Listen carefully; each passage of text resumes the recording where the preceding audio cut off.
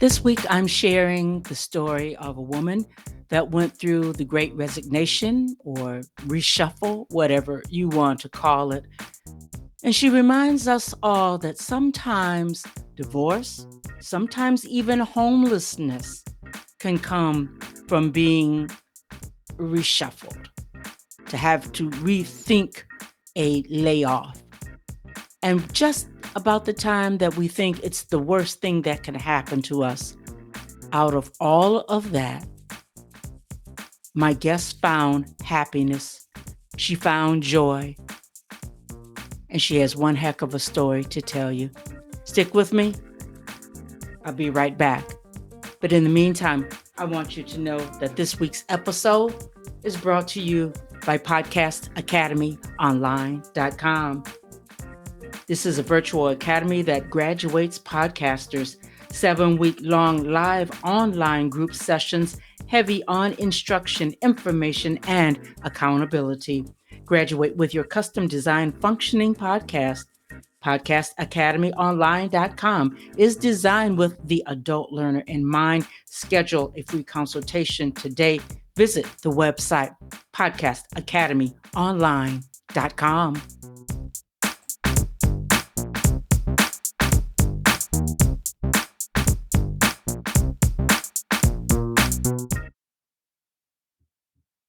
Hello, everybody. Welcome back. Another episode, Her Business, Her Voice, Her Conversation. You know, all this year, ever since January, we've decided to cover the Great Resignation and go ahead and give you reinvention stories. And today is no different. I have with me today Kathy Brooks, who is my guest. She is a part of that reinvention. I call them reinvented ones because I'm one. So, Kathy, welcome. You're going to share your story with us. It's quite vast. It's quite inspirational. But take us to the very beginning. What turned the light on so that you knew it's time for me to reinvent? Where did you begin? What were you doing? And then what turned that light bulb on for you? All right. Well, thank you so much. That was a great introduction. I appreciate it so much. I'm happy to be here. So my story begins, we all have a lot of different things, but what I'm going to do is I'll start with, I was in corporate America. I have a background in computer science. I have a degree in computer science and a master's in organizational management. And my job was I did computer consulting, I did SAP consulting, and then I moved into project management. And so as a consultant for the particular company I work for, it required me to travel quite a bit. So, every week I was in the airport going to the city. The company, I did have chunks of time in one company. And most of the companies I did work for were in the Midwest region. So I was flying back and forth in that particular region, Illinois, Chicago, all up in there. So this position, it afforded me many opportunities. I worked for many of the big name companies. So it was always a challenge. However, I worked there for about 9 years. At one point in time, the project that I was on I knew it was coming to an end. And usually what happens with the company is they have a pipeline of different jobs going on. But for some reason in my, what they call vertical, there was nothing happening. So I ended up getting laid off. But, I was okay with that. And because the travel was becoming taxing on my family, on my marriage at the time. So I was like, okay, I can be grounded for a little while. I've saved a few tiny coins, but so I got laid off, and then I found another position almost right away in that same area, but it was with another company. So I was working that position. Then that came to an end. So there was a lot going on in my personal life. So once I came home, I was unemployed, but I was employable. So I'm the kind of person, I'll do, whatever I need to do in order to keep the family going, keep the bills going. And, I found different things to do, Uber, whatever it was. So unbeknownst to me, a lot of things was going on because of my travel and my time away from home. I come home and then my marriage was starting to fall apart. Now, mind you, I've been married for 20 something years. It wasn't perfect. There was a lot of things going on, but all of it seemed to come together at one time. I lost my job. I lost my marriage. As a result of that, I lost my house. So everything was falling apart. And my world turned upside down, flip flop. I was like, oh my goodness. And on top of that, um, it happened. My birthday's in January. So this happened in like October, November time when I lost my home. And I'm like, I'm coming up on 50. This is not how 50 is supposed to look. When I was a kid, I didn't see 50 looking like this. I was thinking as you get older, things got better because you learn and you start putting stuff together. But that was the exact opposite what was happening to me. So I found myself, without a home, without a job, without any place to go. So I'm like, what am I going to do? What am I going to do? My back is against the wall. I felt like I was at the edge of the cliff. I'm looking over the cliff, only have my toes hanging off, and I couldn't do anything. And so, that was the time when I was just like crying out, Lord, what am I supposed to do? And I come from a large family. So when I put out the clarion call, I needed help. My family swooped in, my brothers came in, helped me move and all that stuff. But I still had an issue. Where was I going to go? So, and I was totally transparent at that time. Everybody knew what was going on. They knew about all the issues in my marriage. They knew about, my husband's infidelity issues and all the stuff that he had been doing and, all that stuff. I was just a wide open book. And at that time, I just didn't care. I was like, everybody know, whatever. So one of my younger sister said, you can come stay with me. It was just her and her husband. They had a 2-story home. She said, you can take the upstairs, you and the kids can stay there. Absolutely grateful. I was absolutely grateful. But that's where the journey started. That was just the beginning. I was thinking in my head, okay, I'm employable, I'm educated, I can find something. I'm thinking, 6 months to a year. Yeah. I don't anticipate going beyond that point, so I was sleeping on her couch. I have 3 kids. I gave the kids a room so they can have a place to stay. But I was sleeping on the couch in this little game room area. And it was so hard. I did find a position, but it was a part-time job. So I was working at night, got up in the morning, take my kids, do that whole routine. And by the time I finished doing all that stuff, cooking and all that, it was I got a couple of hours of sleep and it was time to go back and start all over again. But I'm going to fast forward a bit. But I want to really talk about what happened in that time. Okay. I felt like I used to tell myself, I kind of, for lack of a better word, prided myself on being a woman of faith, of saying, I have my faith. I believe in God. I'm a church going woman. I was priding myself on that.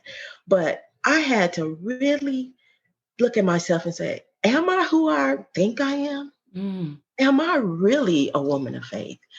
And when I asked that question, I was really tested on it because there were some things that went on. I did not have anything. And the little money that I was making, I was supplementing with Ubering or whatever, just to pay my car note and just to pay the little small bills I had left over, putting a little food on the table. My sister did allow me to stay there, but I just made up in my mind that it was not going to be a situation where, we all having a party at the table together because she had her own life. She had her husband who was having challenges and sickness and all of that. And she had a lot going on herself. So we still remained sisters. We still did that. But I respected their time. So when they had their time, I had let them have their time. And then we switched up and my kids came to the table and we did that.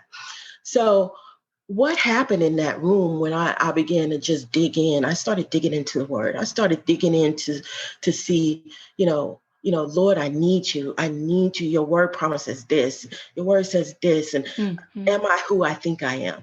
And it was like over a period of time, I ate the word. I devoured it. I read it. I listened to tapes. I mean, every day I lived and breathed it. And then it was like an onion. Things started to peel apart. And it was like, God, I felt like as if God was performing surgery on me, like he was taking my heart, and the word says that he take your stony heart and give you a heart of flesh. And he began to give me more love, and he started giving me more love for people, love for things. And during this time, I remained grateful. I remained grateful, even though I didn't have much. At the time, my ex-husband, he went out and he got a house, and then for a while he had the kids. And that part of time when I didn't have them I can't even describe the type of pain it was. It was a physical pain, even though it was emotional. It was really, really tough, but he continued to work on me. He continued to show me things, and I was reading, and I was taking copious notes. My notes, I read over stuff, and I do sermons, and I take notes, and this went on for a period of time, and I began to develop, and my goal was to understand what kind of person I was. Was Well, I Kathy, really? let me just ask you real quick. Yeah. Over the course of time, you are an educated woman, Mm-hmm. had territory. I mean, were in charge of territories Okay. and worked for major corporations, Correct. employable. But here Yes. you are, homeless, your kids living with the ex for a while, you're with your sister. The situation just looked really bleak. And you started to wonder about your own faith. Are you the person, the woman of God that you say and you think that you are? Mhm. So, am I hearing you correctly when I hear you say you dug into the word, you studied, and you found yourself? How many months, was it years before everything started to turn around? Because I know that there are a lot of moving parts in between, but Mhm. how long before you started to see the sunrise again? Okay. Okay. Very good question. I'm glad you asked me that. So what happened is, my sister was, they had planned this for a while. They were going to be selling their home. Mm. So that kind of put a deadline. Not one that they imposed on me, but I knew it was coming. So I was like, what am I going to do next? I mean, um, every dime that I got my hands on, I was saving it. I was like, Mhm. I'm going to get a house. I was still starting. Uh, what was happening was when it all first happened, I went, I used the word, I went black. All my dreams was gone. All my motivation was gone. I just was in a black hole. As I started digging out of this, and to answer your question, it turned out to be 3 years, three and a Wow. half years, actually. 3.5 years, started coming out of it. Um, Things started happening. I got a full-time position with the company I was working for. Started working, getting a regular paycheck. So I knew that income was coming. So I started looking around for an apartment. The big blow came because all the money that I was saving, uh, I went to a realtor. I was like, let's go try to find a house. So a lot happened. I had put a lot of hopes in that. I had went through all the different programs. I had, found all the different grants, and I was just hoping in that. That didn't work. It didn't pan out. That was horrifying. I mean, it was. I felt like somebody had just stabbed me. I was like, oh no, they deflated my balloon. I was just feeling so awful. But I remember that day. I had tears and I was crying, but then I said, I'm not going to give up. I'm going to keep fighting. I'm going to keep fighting. I liken it to being in a boxing ring. Okay. I'm in the boxing ring. I'm fighting. This battle is going on. I'm fighting. I got my dukes up. I got hit. My eyes bleeding. At this point in time, I had got an uppercut and I got knocked out. I'm on the floor, down for the count. Dun, dun. I'm like, I got to get up. I got to get up because all I can think about was my children and the things that I wanted to do and to push forward. So to make a long story short, um, I ended up not being able to get a home for all the reasons they had listed, a couple of things in my background, but I still had saved the money. But this is how God works. The money that I had been saving, okay, that allowed me to be able to get the apartment and be able to have money to get the things that I needed for the apartment without having to come up with it right away. Because I had it readily available. I had been saving it every dime, every, we was getting those government incentive checks and income tax checks and everything. I was saving that. So how did I get here where I am now? How did I end up with this show? Your podcast, your live stream. Yes. How did I end up with that? Well, the job that I was working on, it's a factory job. And every day I went there, it was physically demanding. I was tired. My feet was hurting. I was dragging myself out of that. When I got to my car, I had to sit there for a few minutes because I was like, woo, this is a lot. So the department I was in it was a lot. So I ended up getting switched to another department, which gave it a little bit of relief, but it was still the same environment. So one day I was in there and I was like, Lord, this is just too much. I hadn't stopped putting out resumes. I hadn't stopped going back to my connections, LinkedIn, all that stuff. I hadn't stopped doing that. So, but I wasn't getting anything, wasn't getting any responses, nothing. So that day, I was standing up next to the restrooms and there's a map. And on the map, it has this big button, like when you go to the mall, and it has the diagram of the mall and it says, you are here. And something resonated with me. It's like, you are here. Stop fighting it. Embrace where you are. I didn't embrace it in the sense that I didn't want to go forward, but I stopped fighting it. When I went to work, I went and it seemed I would have a little more joy and I was able to do the work and just flow in it and start worrying about what job I used to have, how much money I used to make, all this stuff that used to happen. And in that process, I learned to forgive. I had to forgive because one day I was studying and I was hearing, there was a scripture that says that in Mark 11:23, it talks about, when you pray, you believe you receive and you can have it. But the tail end of that says that you can't hold any ought against anyone. You can't, because it's a blockage. Having unforgiveness in your heart is a blockage. So I had to have a conversation with my ex, like, it's all forgiven. But it wasn't like it happened overnight. It was a 3-year span when I was dealing with all of this. I had to release him. I had to release myself. I had to forgive myself. I had to forgive myself of all the things that I could have done better, or all those doubts and all of that. All of that had to be released. So at the job that I'm working on, I was meeting so many people. It was like my personality was starting to blossom. I would just talk to people and, I would learn about them and just have conversations. And one of the people I met was the GM for this radio station. I had no idea. You just walk in there, you thinking, but you never know who you're talking to. And we just had a friendly conversation. Then the next time we had another conversation and she was telling me about some things she was doing. And I was telling her, oh, maybe you should try this, or maybe you should do this. And she was like, oh yeah. And for some reason, I don't know, it's like when I'm talking to people, I can feel you live in California, right? Mhm. When it's really hot, you can look outside on the street and see the heat waves. You can Yeah. see them coming up. Sometimes I can see that on people when they have a weight. And I'm just talking and having a conversation.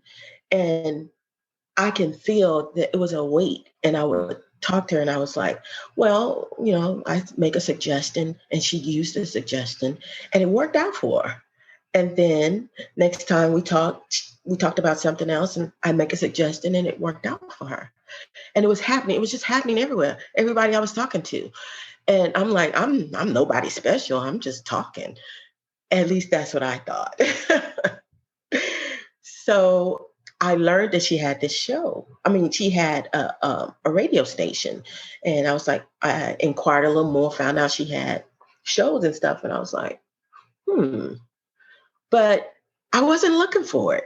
I wasn't Mhm. looking for a show. I wasn't looking to do anything in front of a camera. I've always been like a person behind the scenes. I never thought that I had the face or the attitude or the personality to be in front of a camera. Um, so I shied away from that. I didn't even like taking too many pictures, like selfies. I wasn't like the selfie queen or anything like that. So, but the thing I began to understand is sometimes um, when God has something for you, it has nothing to do with your personality. Mhm. Because in all of my shortcomings and all the things, all of my infirmities, we are co-laborers with him and he will cover the things that we think are our weaknesses. He'll cover that because we're working Yes. with him. It's not all about me. So when the opportunity came, it's like I didn't try to push the door open. I didn't even know that there was a door. Yeah. Yeah. The door opened, and when I saw it, I wasn't sure if I was supposed to walk through it.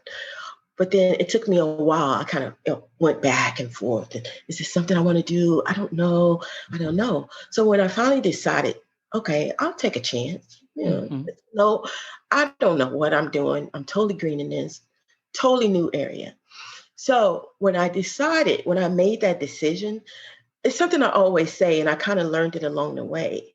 Uh, Once you make a decision, the decision makes you. Yes. That decision I made to do it started other things to happen, other opportunities to come forward. And um, so we had a conversation. I decided to do it. Mhm. So it was a big gap in time. And then I was like, well, give me time to promote. And I started to get excited about it. And so I was sitting around and I was like thinking of ideas. What can I do? How can I promote the show? So I wrote out a little script and I recorded it on my phone. Mhm. And I sent it to her just to see because there's other shows, and I was like, I don't know what kind of format you guys have, so I'll send you this. You listen to it and tell me what you think. She went crazy. She was like, "Oh my God, your voice is amazing." I was like, "It is? I use this voice. I've been using it all my life. Ain't nobody ever told me that." She was like, "You have to do this." I was like, "What do I have to do?" I'm a little slow. I'm kind of, slow.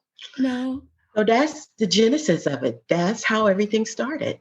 I just want to know what is the name. So I want to back it up for a moment because you Hmm. unpacked a lot. Yeah, I was trying to. You were in the working in a factory type of area, Yes. definitely out of your comfort zone, out of what you know, but it was a job to keep a roof over your head. Hey, Absolutely. welcome to the club on that one.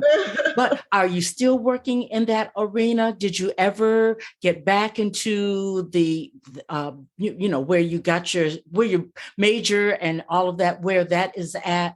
Did you ever get Okay. back into that industry? And then finally, because I'm looking at the time, where do we find what's the name of your podcast? Okay. Let me answer the first set of questions. First thing is, yes, I'm still in the same position. I still work in the same factory, but it's different. I Mhm. don't carry that burden anymore. I Okay. work, I do my job, I enjoy the people, I go home. Um, and that's kind of where I am right now. So, The Kathy, just let me ask you this because I'm really kind of curious. Mhm. You send out resumes and you could get back into, where you studied, what you're familiar with Mhm. originally. I'm sure you're making six figures and more in that position. But Right. here you are right now, happy, free, getting situated, and you don't feel the need to go back to that right now, that other type of employment. Is that what I hear you say? Well, I'm not saying I don't feel the need. Now, I like making a lot of money, of course. If I still send out things, but it's just not, I'm not getting any feedback. And even like the recruiters and the headhunters and all of that, I get the emails, I get all of that. I'm responding to it. I'm not getting any leverage, nothing. Nothing is happening. So either I take it as God has closed that door for now, Mm-hmm. and I told myself I'm not going to worry about it. I'll continue to do it, but I'm going to pursue this and make the most of it. I want to do it. Uh, if I'm going to do it, I'm going to do it all the way and do it to the best of my ability. So yes, I'm still in the same factory job. I work there every day. I come home and take care of the things. But I do want to say, in this process, I've learned that because sometimes I want to say this. Sometimes what happens is people that have a lot of talent, you know, and they want to walk in their purpose, and that's great.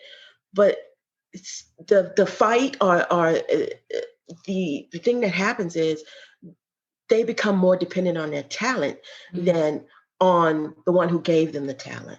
Mm-hmm. So because I guess because I'm in an area where I have to lean and depend on God to help me, um, I'm not utilizing all of my strengths because I don't have any in this area.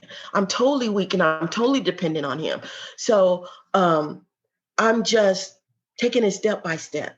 I'm allowing Him to show me things, to help me. And I have to continuously stay in the Word because I feel like this is a big responsibility Mm-hmm. to speak before people, to share your heart with them. And I think it's a heart to heart connection for me. Gotcha. So, Talking about your podcast. all right, let me get to that. I'm looking at the time, and I want people to be able to know where they found you because you just launched. You've been through a lot. You Mhm. are a woman of faith and courage, and to step out, go into this podcasting world where you don't really know where to step and where to go. Yeah, Baby, I'm you are stepping doing out. it. Tell I'm us about it. stepping out. Just like Martin Luther King says that you don't have to see the whole staircase to make your step. So my podcast, the name of it is The Kathy Show. It's on Stunner Radio and it's broadcast live. I'm on every second and fourth Sunday. So I premiered on yesterday, which was the 23rd, which was the fourth Sunday. So my next show is going to be in February. So look for me on the second and fourth Sundays. It does broadcast live stream. However, the replay, you can find it on all the major medias, such as Apple Podcast, Spotify, Spotify, all of the big boys. all the things. Gotcha. So if you want to connect with me, you can do that on my Instagram. That's Kathy Brooks. The Kathy Brooks Show. Sorry, Kathy Brooks Show. They can go right on over there and get in contact with you. I suggest that they definitely take a listen to the show and take Yes. it from there. Sounds Yes. like a good deal. I want to thank you for coming on because I want people to understand sometimes this reinvention thing is not as cut and dry as we want it to be. It is A not. lot of ups and downs, and sometimes things are not resolved for years, as you can testify to that. Mm. A lot of inside work, a lot of looking on the inside, on the outside, but it is doable and it makes one full, it fills one with strength. And I want people to know you're doing this. You went through all of this. You're going through all of this with 3 kids. So, In let's fact, pay it. let's pay attention to the people that are doing the doggone thing, those reinvented ones. And it can be done without one fainting and falling as though they are a failure in life. We don't have to take that on at all. But I'm looking at the time. I went on because I think, like I said, your story is absolutely fascinating. I surely appreciate the transparency, because I think that there are more people in that can line up with your story than the truth be told. And this is what the Great Resignation and the Reinvented Ones are all about, giving us an anchor for those that are reinventing themselves, that had the grit and the gumption to go through the Great Resignation. So I want to thank you, Kathy Brooks. I'm definitely going to be listening in, and thank you, everyone, for listening. I tell you, these episodes on the Great Resignation / Reinvented Ones, it only gets better and better because of the people that come on and tell their story. We don't have to lean on what the media says. People are coming to tell their story. So I'll be back next week. Brand new episode right here on Her Business, Her Voice, Her Conversation. See you next week.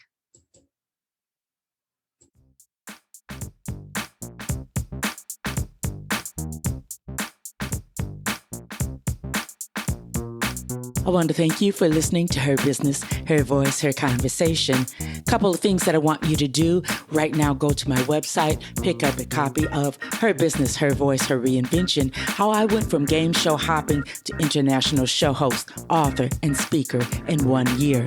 Number 2, please freely listen to each and every episode. Share them out with your family, friends, the men in your lives. And then number 3, get in contact with me, one of the experts that have been on the show, because I want to make sure that you reinvent yourself.